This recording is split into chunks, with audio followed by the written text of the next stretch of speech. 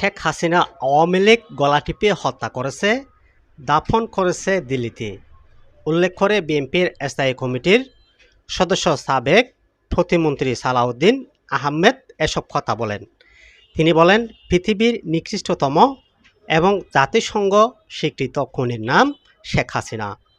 তিনি নিজে আওয়ামী লীগকে হত্যা করেছে। তার কারণে এদেশ আর আওয়ামী লীগ রাজনীতি করতে পারবে না বলেও ধারণা করেন বিএনপির স্থায়ী কমিটির সদস্য ও সাবেক যোগাযোগ প্রতিমন্ত্রী সালাউদ্দিন আহমেদ এমপি। দলটি রাজনীতির ইতিহাসে একটি ঘৃণিত নাম।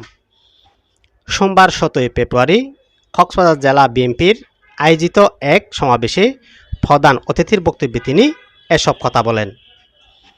জেলা বিএনপির সভাপতি সাবেক হুইপ শাহজাহান চৌধুরীর সভাপতিত্বে ও সাধারণ সম্পাদক অ্যাডভোকেট শামীম আরা স্বপ্নার সঞ্চালনায় মুক্তিযুদ্ধ মাঠে বিশাল সমাবেশ অনুষ্ঠিত হয়।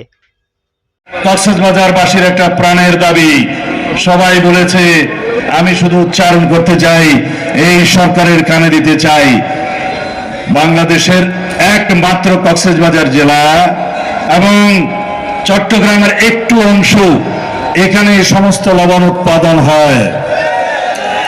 এই লবণ সমগ্র বাংলাদেশের মানুষ খায়।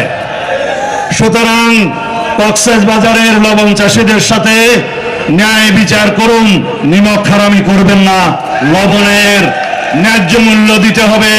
না হলে পরে আগামী বছর থেকে এই লবণ চাষিরা যদি লবণ চাষ থেকে মুখ ফিরায় নেয়, তাহলে বাংলাদেশের সমস্ত লবণ আমদানি করতে হবে।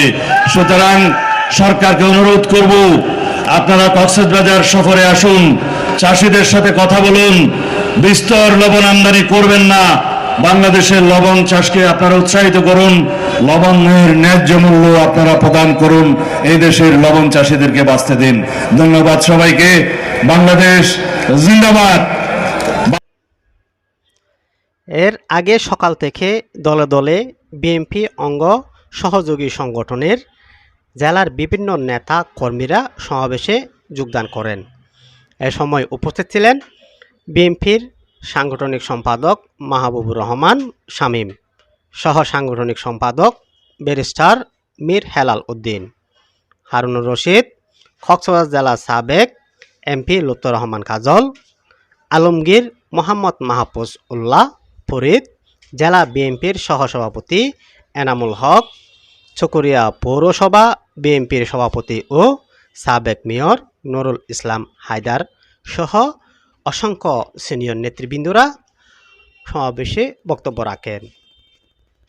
News desk, app TV.